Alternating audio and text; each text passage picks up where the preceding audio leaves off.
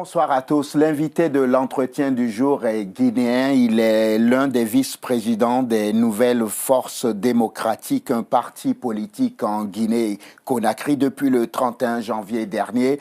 Il est le directeur général adjoint de l'Agence nationale de volontariat jeunesse. Ce soir, nous accueillons donc Maka Baldé. Bonsoir. Bonsoir, M. Parezo, et bonsoir à vos millions de lecteurs, de téléspectateurs. Merci surtout d'avoir accepté notre invitation. Je dois d'abord vous féliciter, Monsieur le directeur général adjoint, non? Oui, il n'y a pas de souci, M. Parezo. Je vous remercie de m'avoir félicité. Et comme vous venez de le dire à l'instant, depuis le 31 janvier, le président de la République m'a nommé au poste de directeur général adjoint de l'Agence nationale de volontariat jeunesse au ministère de la Jeunesse et de l'Emploi des jeunes. Très bien. Et quand j'ai vu votre nomination, je me suis réjoui pour vous. Et ensuite, je me suis posé cette question. Je me suis demandé, est-ce qu'il a bien fait d'accepter d'aller dans une agence gouvernementale? Oui, je pense que quand la patrie a besoin de vous, surtout que nous étions ici en France, ici pendant des années, nous avons milité au sein des formations politiques. Et aujourd'hui, le président nous a fait appel pour l'aider à concrétiser, à matérialiser son projet de société, celui de développer notre pays. Je pense que c'est une bonne chose. Et si la patrie a besoin de vous, où que vous soyez, si la patrie pense que vous êtes utile à réaliser ou à aider à réaliser quelque chose pour la nation, je pense que c'est une priorité pour tout patriote. C'est pour la nation, dites-vous, que vous êtes donc retourné dans votre pays, ce n'est pas pour un strapontin? Pas du tout, c'est pour la nation, c'est pour aider à développer dans les questions de jeunesse, qui est une couche aujourd'hui qui est vulnérable un peu partout en Afrique. Donc si le président fait confiance, surtout à la diaspora, et fait confiance aussi à la nouvelle génération que nous sommes, je pense que ce sont des actions à saluer et à encourager. Aujourd'hui, le président de la République se focalise... il met son accent sur les jeunes et les femmes dans son mandat, raison pour laquelle, pendant cette nomination, il y a beaucoup de jeunes et de femmes qui sont rentrés dans le gouvernement. Je pense que ce sont des actions à encourager et à saluer. Elle fait quoi, cette Agence nationale volontariat jeunesse, en fait? C'est une agence nationale de volontariat qui est créée pour permettre d'abord à ceux qui viennent de sortir des universités avoir un premier emploi, puisque vous n'êtes pas sans savoir aujourd'hui, pour trouver de l'emploi, ce n'est pas facile en Afrique, surtout aussi dans notre pays. Donc l'agence emploi propose des contrats allant de 1 an à 5 ans à des jeunes volontaires qui sont diplômés, qui sont des diplômés. Donc l'agence aussi aide à former les jeunes et les déploie à l'intérieur du pays, c'est-à-dire au niveau des collectivités locales. D'ailleurs, on est en train de travailler actuellement sur un projet de déploiement de 4664 volontaires à travers le pays. Ce sont les collectivités locales qui ont demandé qu'ils ont besoin de 4664 volontaires qui doivent intervenir dans plusieurs domaines à l'intérieur du pays, dans le domaine de la santé, dans le domaine de l'état civil, etc. Donc l'agence aujourd'hui est en train de travailler pour obtenir les financements pour déployer les 4664 volontaires. Pendant la période Ebola notamment, l'agence a réussi à déployer près de 20 et quelques mille volontaires à travers le pays pour aider à stopper le virus Ebola. Donc vous étiez en train de me dire qu'ils sont utiles, elles sont utiles, ces personnes que vous déployez, ces jeunes volontaires. Comment sont recrutés ces jeunes volontaires? Vous les recrutez comment? Vous prenez les membres de votre famille qui ont besoin d'emploi, vous cochez leur nom et vous les envoyez dans les villages, même quand ils n'ont pas la compétence, c'est ça? Ce n'est pas comme ça. L'Agence nationale de volontariat jeunesse recrute à travers des candidatures venant de l'intérieur du pays. Nous travaillons avec la direction préfectorale de la jeunesse, c'est-à-dire les DPJ. Nous travaillons avec tous les DPJ du pays.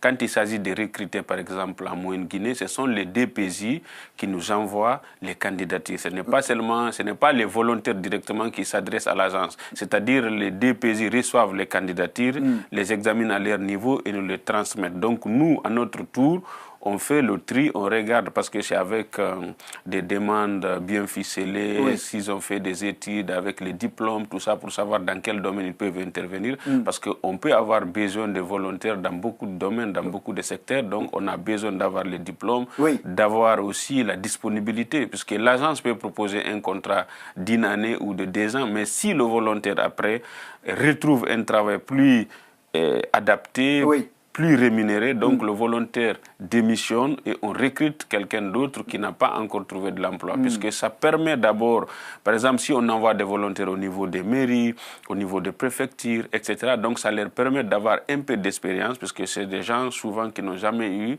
d'emploi. Donc voilà, une première expérience, ça leur permet d'abord d'acquérir cette expérience et d'intégrer le marché du travail. Et au fil du temps, il y a les relations, etc., et ça leur permet de décrocher au final un contrat à durée indéterminée. Je vous posais cette question parce que je me suis aperçu que cette agence était placée sous la responsabilité directe du ministère de la Jeunesse et de l'Emploi des Jeunes. C'est ça. Et le ministre est M. Mokhtar Diallo. Qui est donc le président de votre parti. NFD, Nouvelle Force Démocratique. Je me suis dit qu'en Guinée, le hasard fait bien les choses. Aussi curieux que les choses se passent, tout d'un coup, le vice-président des NFD et le président des NFD se retrouvent à des postes de responsabilité. Ça ne fait pas bizarre un peu? Bon, pas du tout, ça ne fait pas bizarre. À partir du moment que nous avons, au sein de notre parti, il y a une concertation, le parti a accepté d'accompagner le président Alpha Condé dans son projet de développer le pays.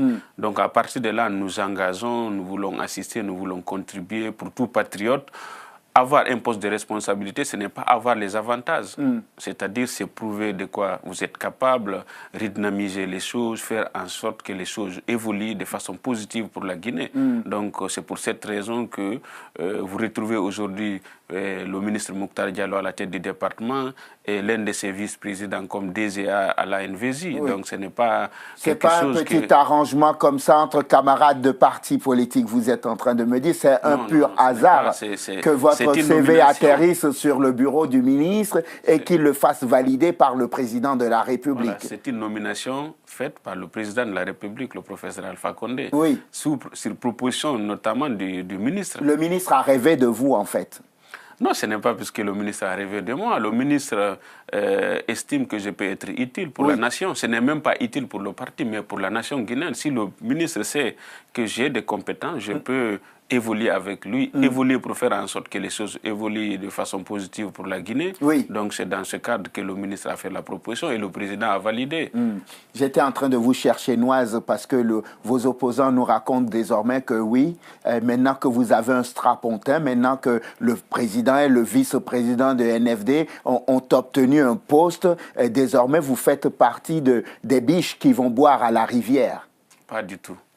Ce n'est pas notre objectif. Notre objectif, c'est de faire en sorte que le mandat du président Alpha Condé soit une réussite pour la Guinée. Parce que si le président échoue, c'est le peuple qui échoue, ce n'est pas sa personne. Lui, aujourd'hui, il a l'expérience, il a gouverné pendant 8 ans, donc il a tout ce qu'il veut. Mais si le président Alpha Condé arrive à réussir son mandat, c'est le peuple de Guinée qui en bénéficie. Les milliers d'emplois qu'on va créer, les entreprises qui sont en train de venir en Guinée, qui travaillent pour la Guinée, ce n'est pas pour le président Alpha Condé, c'est pour la nation guinéenne. Donc tout Guinéen doit être fier d'appartenir à un gouvernement et faire en sorte que les choses évoluent. Et souvent, les gens disent il faut s'opposer à tout. Et moi, je pense que ce n'est pas ça la politique. Quand on est politique, d'abord, on veut défendre les intérêts de sa nation. Donc, à un moment donné, on a besoin de venir s'affronter un peu aux réalités du terrain. Donc, on peut être loin, voir quelque chose, dire que cette chose n'était pas conforme, ce n'était pas une bonne chose, mais une fois que vous êtes aux affaires, vous voyez autrement et des fois, vous faites des acrobaties pour réussir quelque chose. Parce que le président Alpha Condé, quand même, depuis 2010, depuis qu'il a accédé au pouvoir, il n'a pas eu vraiment un temps de pause parce que les manifestations récurrentes, etc., ça n'encourage pas les investisseurs à venir investir dans un pays. Donc, les résultats qu'il a obtenus, c'est vraiment des résultats qu'il a obtenus grâce à sa clairvoyance, grâce à son courage et au courage des acteurs qui l'ont aidé depuis 2010. Ce n'est pas une chose facile de gouverner dans un pays en tension permanente. Et là, je l'ai vécu ces derniers temps. J'entends bien ce que vous étiez en train de me dire. Je me faisais une autre réflexion à votre sujet et au sujet de votre ministre, en même temps président de votre parti, NFD. Je me disais, au fond, le président Condé a déjà recruté les hommes dont il a besoin pour la prochaine campagne électorale dans son pays. Il avait besoin de certaines personnes au Fouta, il les a trouvées désormais. Le président, il est le président de la République. Oui. Il y a eu les élections communales et là, c'est les législatives qui vont arriver. Je pense que vous parlez des législatives. Alors, les élections législatives. Oui. Voilà, donc... et même la présidentielle qui arrive. La présidentielle de 2020, pour l'instant, on ne peut pas se prononcer là-dessus, puisque pour l'instant, le président ne parle pas de présidentielle. Il est en plein exercice de sa fonction présidentielle et il fait en sorte que le pays émerge, qu'il y ait du travail. Et comme par hasard, votre ministre organise un tournoi de football qui porte le nom du président de la République. Oui. Du 23. Oui, le tournoi démarre le 23 mars. Oui. Et c'est pour remercier les actions du président de la République au Fouta. Vous n'êtes pas sans savoir qu'aujourd'hui, au Fouta, tout récemment, j'étais avec le président de la République à la baie, à Pita, à Dalaba, avec le ministre et plusieurs membres du gouvernement, pour lancer des travaux pour, c'est-à-dire pour le bitumage de la ville de la baie, qui n'a jamais eu de bitume, celle de Pita qui n'a jamais eu de bitume, celle de Dalaba. Ce n'est pas rien, c'est énorme. Ce sont des actions qu'il faut encourager, puisque quand le président vient donner du confort aux populations du Fouta, il ne le fait pas pour lui, il le fait pour le bien-être de ses citoyens. C'est son devoir en tant que président de la République. Il a été élu par les citoyens guinéens pour faire exactement ce travail. Et là, ce n'est pas son argent qu'il dépense, c'est l'argent du peuple guinéen. Il est en train de le faire. Tout en sachant qu'il y a eu beaucoup de difficultés pour obtenir des financements, comme je vous le disais tantôt. Depuis le début, ça n'a pas été facile. Et aujourd'hui, en s'approchant du président Alpha Condé, en voyant les projets qu'il est en train d'initier et qu'il a initiés pour la Guinée, on se rend compte que c'est un bosseur, c'est quelqu'un qui est là pour travailler, il veut avancer. Vous êtes en campagne, en fait, déjà pour le président Condé, c'est ça?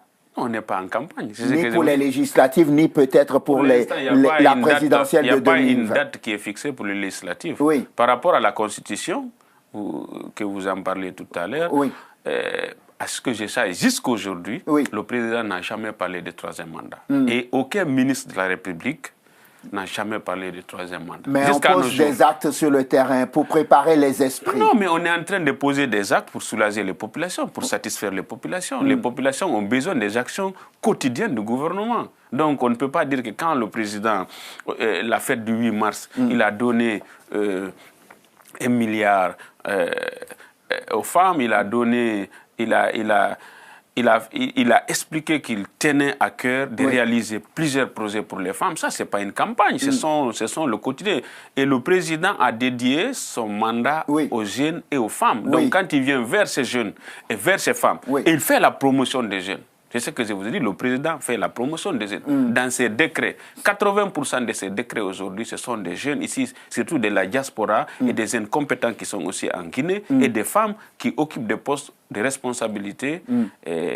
Donc vous ne pouvez pas dire que ça c'est pour faire la campagne. C'est étonnant de la part d'un président qui crie sur tous les toits que les femmes, les jeunes sont donc au cœur de son mandat et qui va détruire les habitations à Kaporo Rai, c'est ça? Voilà. L'affaire de Kaporo Rai est très complexe. Ce n'est pas le président Alpha Condé qui a enclenché ça.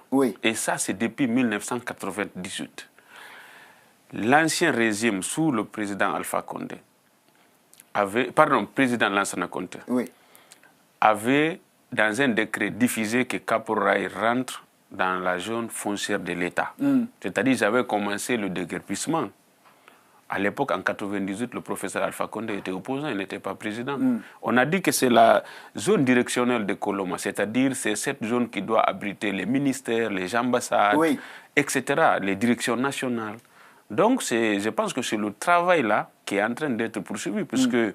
Quitte à mettre au chômage les gens qui ont de faibles revenus, la jeunesse qui n'a pas d'emploi, qui essaye de manger quelque chose, qui a sa petite boutique. Mais dans le gouvernement du président Alpha Condé, et vous êtes d'ailleurs en charge de faire en sorte que les jeunes trouvent de l'emploi. Tout ça vous rend insensible, en fait. Non, ça ne nous rend pas insensible. Quand les gens sont déguerpis, ce que j'ai vu, il y a des gens qui ont été déguerpis. Et d'autres, ils sont revenus s'installer. Il y en a même qui ont été dédommagés. Il y a des gens qui ont été dédommagés. Par exemple, prenez l'exemple ici en France, une zone réservée de l'État. Est-ce qu'un citoyen ou un maire peut venir s'installer? Non. C'est des zones qui sont réservées pour des activités de l'État. On peut ramener le palais présidentiel dans une zone réservée. On peut construire des universités publiques. On peut construire des hôpitaux, des sièges des ministères, etc. Donc, c'est pour vous dire aujourd'hui, si l'État, même dans la Constitution, il est clair, quand l'État a besoin d'un domaine, même si c'est pour vous, privé, pour utilité publique, l'État a le droit de le récupérer tout en vous dédommageant. Donc, en ce qui concerne Kapoor-Ray, ce n'est pas une action qui a débuté en 2019. C'est une action qui a débuté depuis 1998. Si vous allez sur les archives, vous allez voir qu'à l'époque, c'était des opposants qui sont là aujourd'hui, opposants qui étaient aux affaires au moment qu'on déguerpissait des citoyens à Kapoor-Ray en 1998. Donc, c'est pour vous dire aujourd'hui que je ne pense pas que ce sont des actions qui sont ciblées. C'est des gens qui sont en train d'interpréter. Moi, la seule chose que je peux dire dans ça, c'est que l'État est une continuité. À partir du moment qu'il y avait un décret en 1998 signé du président Lansana Conté mettant Kapoor-Ray dans le portefeuille de l'État, je pense qu'il est normal que le président de la République, le professeur Alpha Condé aussi, procède à la récupération, parce qu'il n'est pas allé au-delà. Maka Baldé, on arrive au terme de cet entretien. Juste une dernière question avec une réponse juste courte. Est-ce que nous, ici en France, dans la diaspora, l'Afrique, nous qui observons l'évolution politique et démocratique de la Guinée, nous devons nous inquiéter pour votre pays et pour un éventuel mandat du chef de l'État Alpha Condé? Ne vous inquiétez pas. Je pense que la souveraineté revient au peuple. Le président l'a dit à maintes reprises, ce n'est ni les Occidentaux, ni des ONG qui décideront de l'avenir de la Guinée. C'est les citoyens, c'est les pauvres femmes que vous voyez qui vont dans les marchés, c'est les professeurs d'université, ce sont des citoyens, ce sont cette jeunesse qui décideront de la destinée de la Guinée. Donc ne vous inquiétez pas, la Guinée ira bien et la Guinée relèvera le défi. Parce que la Guinée, à chaque fois que le pays a eu des difficultés, on a su se relever. Et ça ne date pas d'aujourd'hui. C'est depuis 1984. Jusqu'en 2019, il y a eu beaucoup de crises, mais il n'y a pas eu d'affrontement entre citoyens, il n'y a pas eu une guerre intercommunautaire. Les gens, ils ont peur, ils parlent de guerre intercommunautaire. Ça n'existera jamais en Guinée. Et cette guerre n'aura jamais le jour. Et les citoyens guinéens, c'est sur les réseaux sociaux que vous voyez les gens s'inciter. Mais en réalité, les gens, ils s'aiment bien, ils se marient entre eux, les ethnies fonctionnent correctement, parfaitement bien. Il y a le voisinage, il y a le bon voisinage, etc. Donc ne vous inquiétez pas, la Guinée ira dans de très bonnes conditions après 2020. Merci. Maka Baldé, merci. Merci, M. Parisot, et merci à Télécide. Vice-président des Nouvelles Forces Démocratiques, un parti politique donc guinéen qui fait désormais partie de la majorité présidentielle. Vous êtes directeur adjoint de l'Agence nationale de volontariat jeunesse en Guinée. Merci infiniment d'être venu nous voir. Merci beaucoup, M. Parisot. Merci à vous de nous avoir suivis. Je vous souhaite de passer une excellente suite de programmes. Évidemment, sur Télésud, on se retrouve demain pour un nouveau numéro de l'entretien du jour. D'ici là, portez-vous bien. À demain.